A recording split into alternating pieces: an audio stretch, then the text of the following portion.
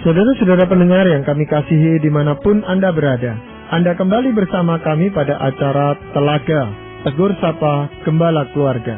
Saya Gunawan Santoso dari Lembaga Bina Keluarga Kristen akan berbincang-bincang dengan Bapak Pendeta Dr. Paul Gunadi.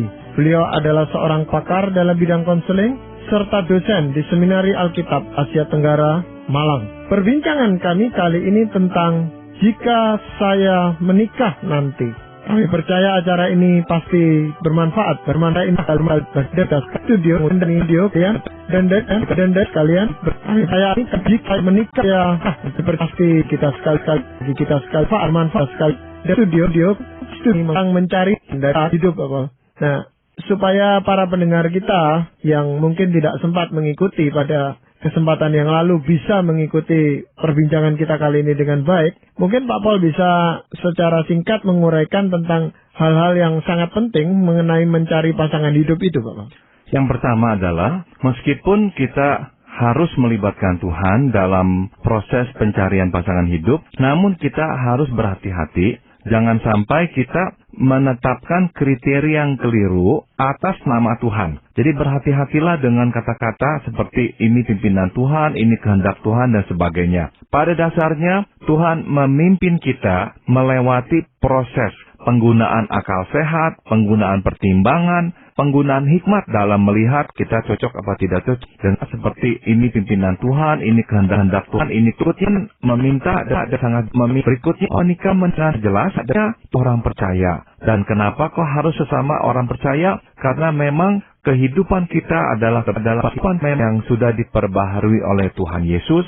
Tujuan hidup kita juga jelas, kita hidup untuk Tuhan Yesus. Kalau kita menikah dengan yang tidak seiman, otomatis tujuan-tujuan itu juga akan tidak sama. Nah, jadi kira-kira itulah intisari yang telah kita bicarakan pada kesempatan yang lampau, Pak Gunawan. Iya, dan sekarang kita mencoba untuk lebih real, memberikan ini dengan kalau seandainya untuk lebih real membicarakan ini bukan dengan bayangkan kan ini real saya bayar Pak Gunawan. Yang pertama, jika pernikahan nanti pernikahan yang akan menikah yang pertama orang yang hormat ya mati ya orang yang pertama orang yang pat saya hormati ya mati ya dengan yang pertama orang karakteristiknya yang membuat saya angkat topi memeluk dia. Nah, yang harus jamet ya dengan yang kita kagumi, tidak ada satupun tentang dirinya yang membuat kita salut atau angkat topi. Nah, pilihlah orang yang waktu kita mengenalnya, kita angkat topi.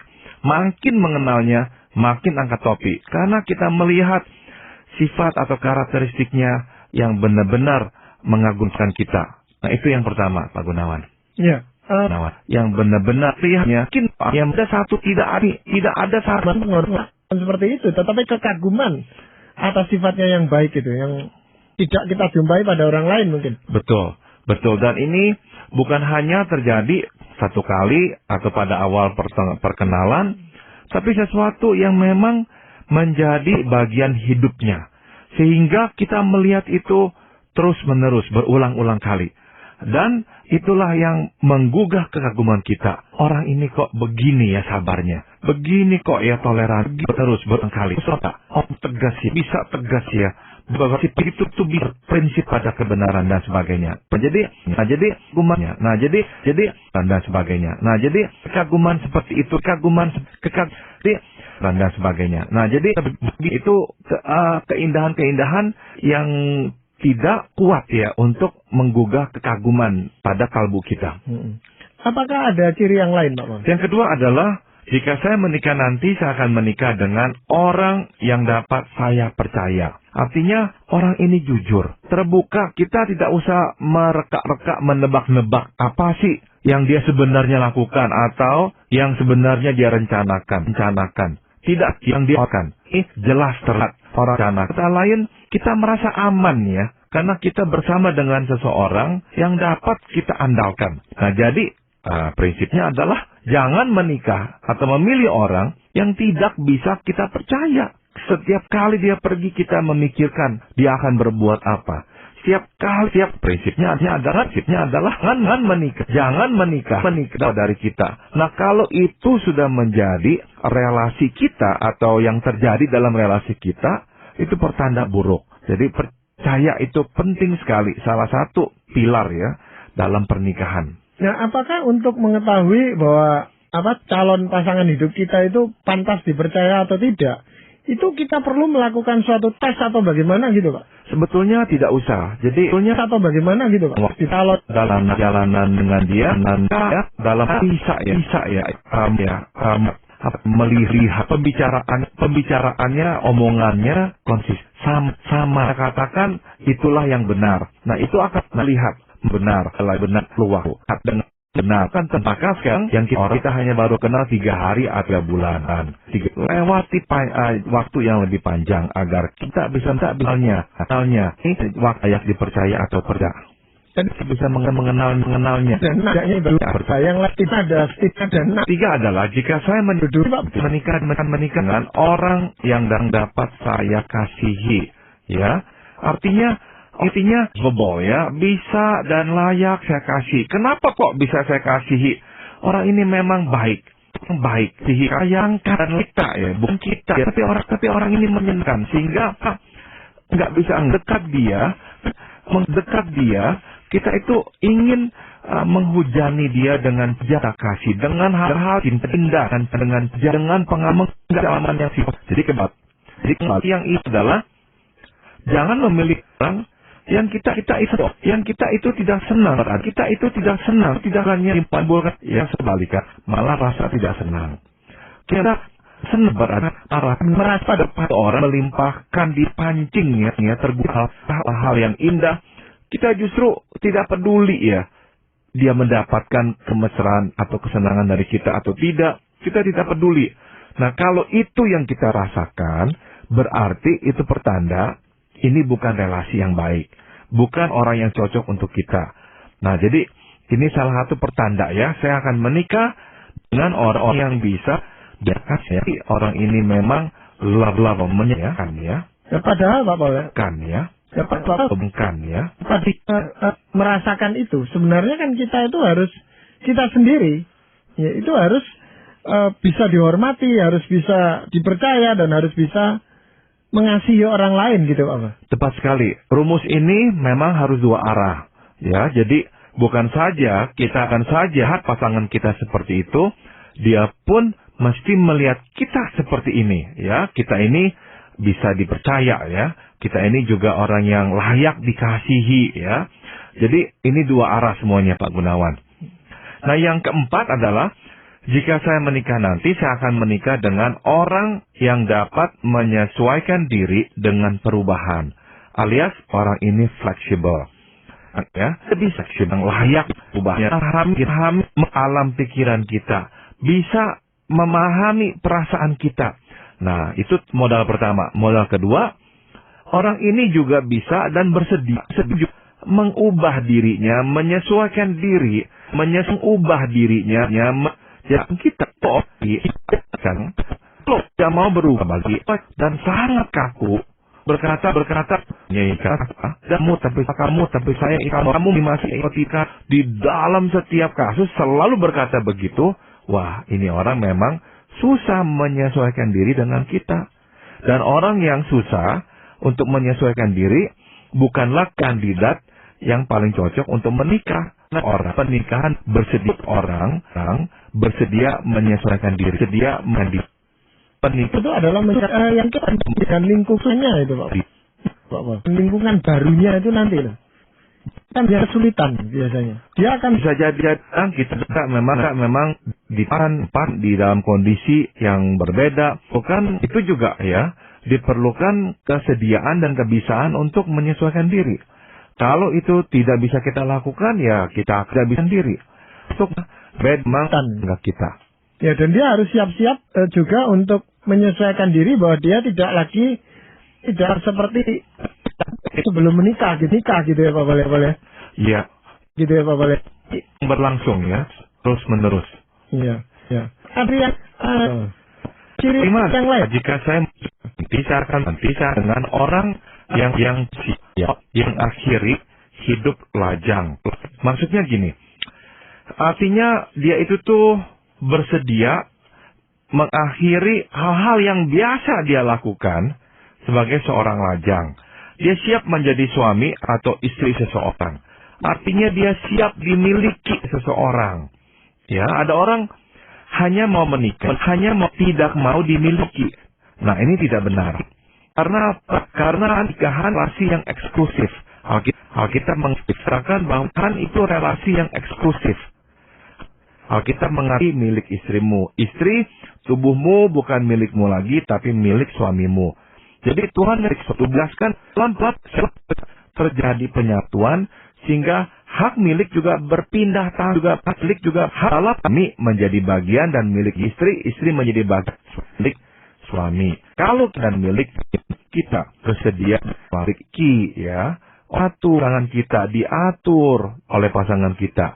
Nah, kita juga akan mengalami kesulitan dalam pernikahan.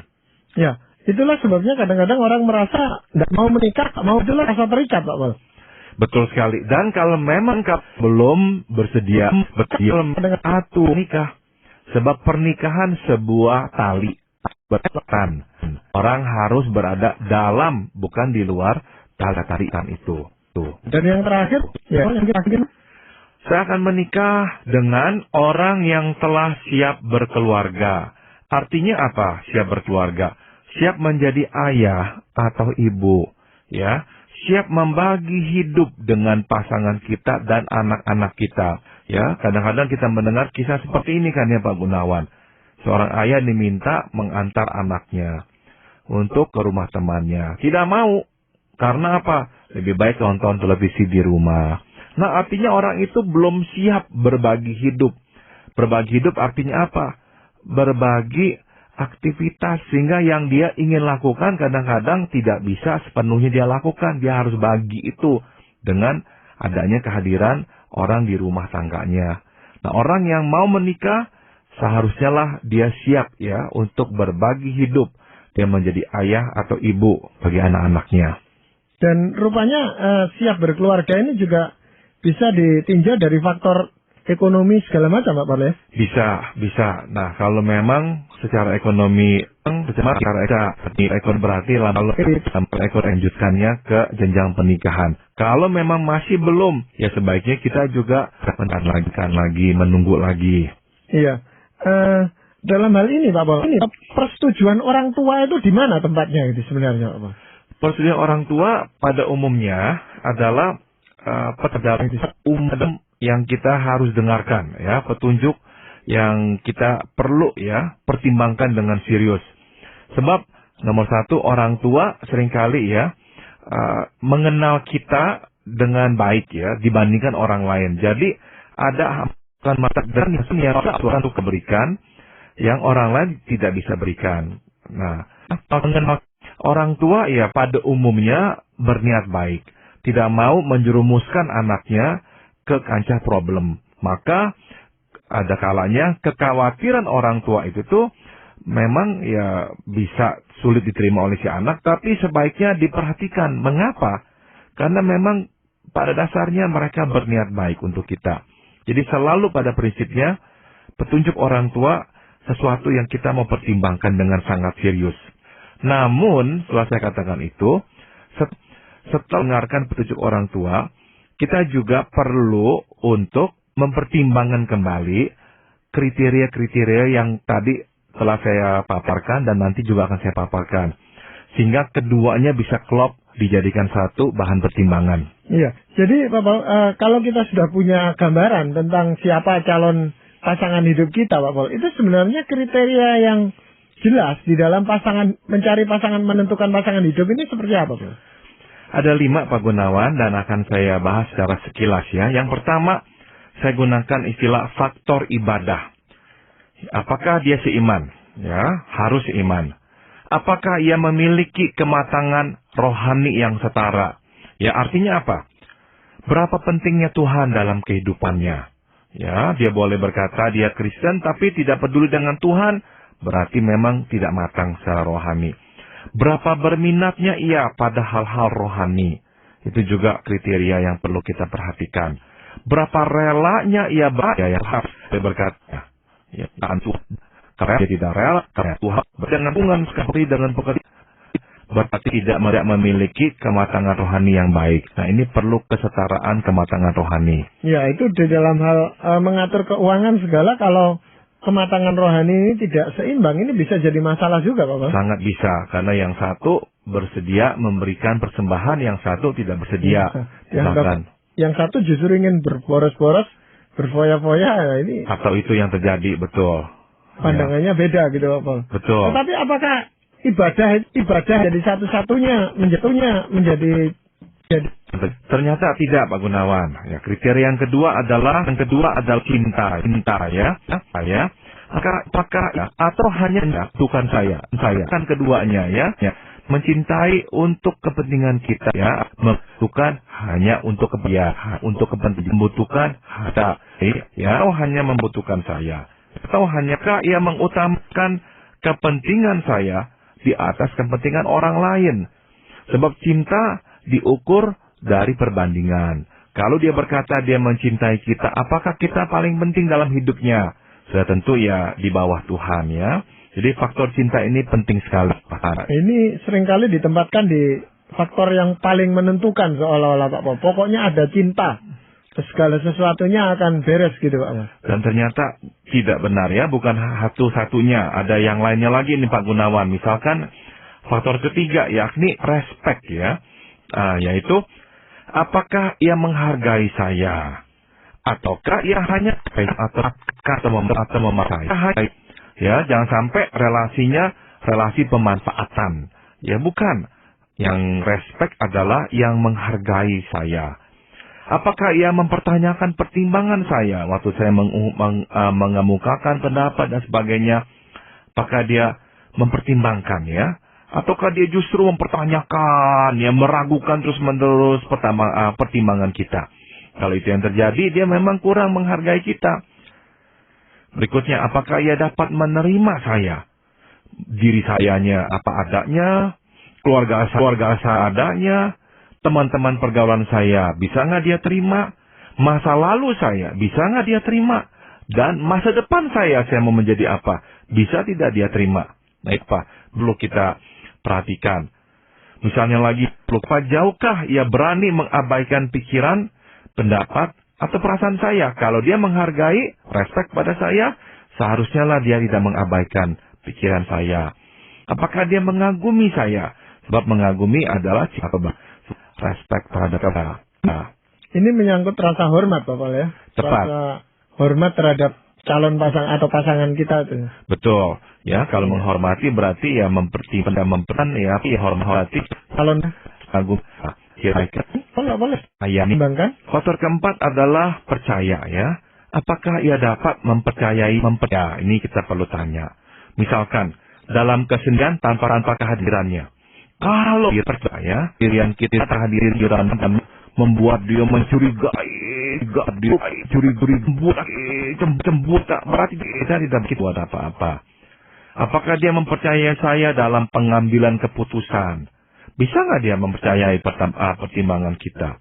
Atau apakah ia dapat mempercayai saya dalam hubungan dengan lawan jenis? Ya, bukan kita ini dicemburu, kita terus. Tapi dia percaya kita bisa jaga diri dengan baik. Nah, dalam faktor percaya juga termaktub, apakah ia dapat mempercayakan rahasia dan kelemahan hidupnya saya? Ya, kalau dia menyembunyikan diri terus-menerus, berarti dia tidak percaya pada saya. Gitu. Nah, di dalam kecemburuan itu seringkali orang sangat cemburu karena saya itu sangat mengasihi kamu, maka saya itu cemburu kalau kamu itu bukan dengan orang lain gitu, Pak. Bukan saya tidak percaya, tetapi ada kecemburuan itu karena saya cinta kamu gitu. Bagaimana? Sudah tentu kita harus introspeksi, punya latar belakang, ganti pada kita akan mencari kita. Nah, itu kita harus jaga. Maka kalau eksklusif, karena gonta-ganti pacar harus pasti lihat kepada pacar kita bahwa kita ini eksklusif dengan dia, nggak ada orang lain sungguh-sungguh. Nah, atau kita memang terlalu mudah larut dalam pergaulan dengan lawan jenis, meski tidak ada apa-apa dalam hati kita. Karena sekarang sudah berapa kita memang harus sudah intensitas mengurangi relasi dan intensitas karena memang itulah yang seharusnya kita lakukan.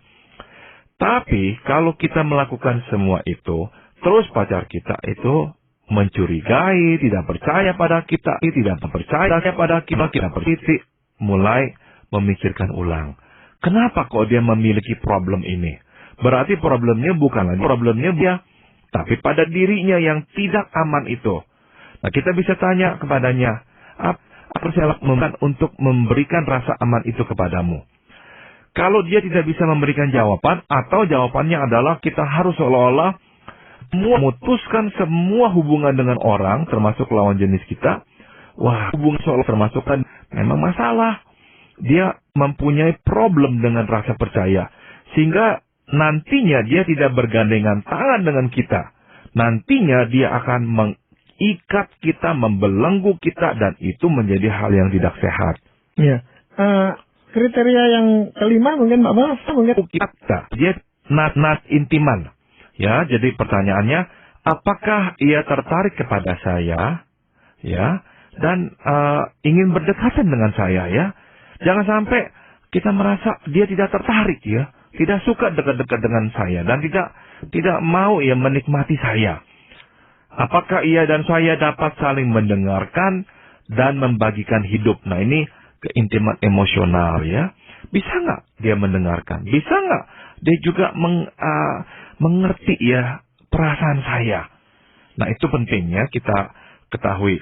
Berikutnya, apakah ia dapat berkomunikasi dengan saya tanpa harus merasa frustrasi?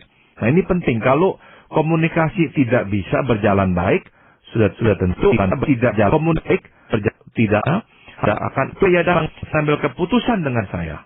Artinya, kalau ada persoalan, kalau tidak bisa berarti kita akan sering bertengkar dengan dia. Nah, kalau sering bertengkar berarti nilai hidupnya berbeda, pandangannya berbeda, dan kita belum memiliki keterampilan menyatukan perbedaan itu. Nah, itu berarti tanda awas. Dan yang terakhir, apakah saya? Apakah saya seperti bakat, seperti temannya tidak saya tidak tentu memang berarti tidak ini sulit untuk jalin intiman. Iya, Pak Paul, kan Pak Paul sudah sampaikan 5 kriteria tadi Pak, paling tidak Pak boleh. Sama di dalam kriteria jalin tapi Oscar kalau bisa hidup kita itu Pak Paul sudah tentu kelima-limanya itu terpenuhi gitu Pak boleh. Bagaimana kalau misalnya yang 3 memang terpenuhi tapi yang 2 enggak gitu, bagaimana Pak boleh? Sebetulnya hal kelimanya harus ada ya Pak Gunawan. Jangan sampai ada yang nggak ada. Misalkan deh ya, kalau yang tidak ada, misalkan respect. Tidak bisa membangun pernikahan tanpa respect. Misalkan tidak ada ibadah yang sama. Tidak bisa kita membangun pernikahan tanpa ibadah kepada Tuhan. Tidak ada keintiman. Intiman yang akan olah pernikahan kita. Jadi kelimanya memang harus ada. Seolah-olah sukar. Tapi kalau kita bertemu dengan yang cocok, nantinya kita kerja keras menemukan yang cocok itu, kita akan menemukan kelima hal ini. Sudah tentu ada yang kuat, ada yang lemah. Nah, itu perlu kita terima toleran dan kita coba perbaiki, begitu. Iya, ada orang yang sedang berpacaran itu salah satunya itu sudah ngatur-ngatur satu orang yang dia tidak beri pasal katanya, cuman diatur karena ini memang tidak bisa kalau tidak diatur gitu. Saya kira harus ada batasnya dalam pengaturan itu. Artinya, apakah pengaturan itu membuat pasangannya kehilangan diri sama sekali? Kalau itu yang terjadi, memang tidak sehat. Memang pasangannya itu, misalkan tidak berkeberatan, dia kehilangan dirinya. Namun itu tidak sehat karena takutnya suatu hari kelak, dia akan berontak. Sebab dia tidak bisa terus-menerus hidup sesuai dengan tuntutan atau harapan pasangannya. Dia pun ingin hidup sesuai dengan keinginannya sendiri suatu hari kelak. Nah, hal-hal seperti itu menjadi hal-hal yang tidak sehat. Iya. Nah, Pak Paul, apakah di dalam hal ini, Pak Paul, ketika orang mulai mencari persamaan untuk menemukan kriteria ini, itu apakah mereka masih tetap menantikan pimpinan Tuhan itu? Harus, Pak Gunawan, ya. Jadi saya kembalikan lagi kepada firman Tuhan yang Tuhan ucapkan sewaktu dia menciptakan istri bagi Adam. Tidak baik kalau manusia itu seorang diri saja. Aku akan menjadikan penolong baginya yang sepadan dengan dia. Artinya, Tuhan terlibat, ya. Aku akan menciptakan seorang penolong dan baginya. Libatkan Tuhan. Jangan takut, libatkan Tuhan. Tuhan berbicara kepada kita melalui banyak cara. Salah satunya orang yang kita kenal, orang tua yang menyayangi kita, ya, dan sebagainya. Dengarkan masukan itu. Jangan sampai kita takut sehingga menyembunyikan hubungan ini, mengisolasi relasi kita dari orang lain. Semua masih kita tangkal. Nah, relasi yang seperti itu tidak sehat. Karena apa? Kita menutup pintu terhadap campur tangan Tuhan.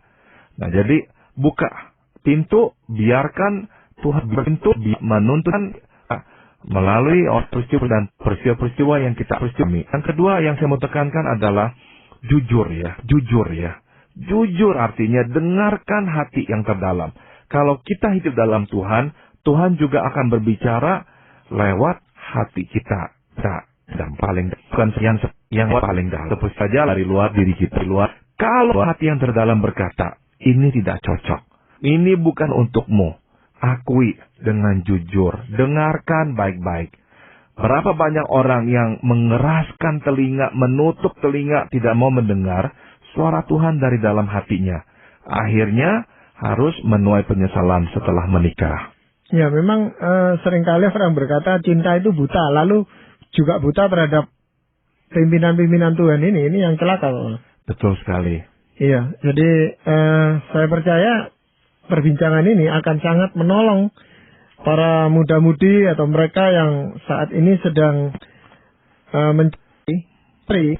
saat ini sedang mendapatkan pasangan hidup, tetapi kita percaya juga bahwa Tuhan pasti akan menolong dan memberkati mereka. Terima kasih Pak Paul untuk perbincangan kali ini. Dan para pendengar sekalian, kami mengucapkan banyak terima kasih. Anda telah mengikuti perbincangan kami dengan Bapak Pendeta Dr. Paul Gunadi dalam acara Telaga, Tegur Sapa, Gembala Keluarga. Kami baru saja berbincang-bincang tentang jika saya menikah nanti. Bagi Anda yang berminat untuk mengetahui acara ini lebih lanjut, kami persilakan Anda menghubungi kami lewat surat. Alamatkan surat Anda ke Lembaga Bina Keluarga Kristen atau LBKK, Jalan Cimanuk 58, Malang. Anda juga dapat menggunakan email dengan alamat telaga@indo.net.id. Saran-saran, pertanyaan, serta tanggapan Anda sangat kami nantikan. Akhirnya dari studio kami mengucapkan terima kasih atas perhatian Anda. Dan sampai jumpa pada acara Telaga yang akan datang.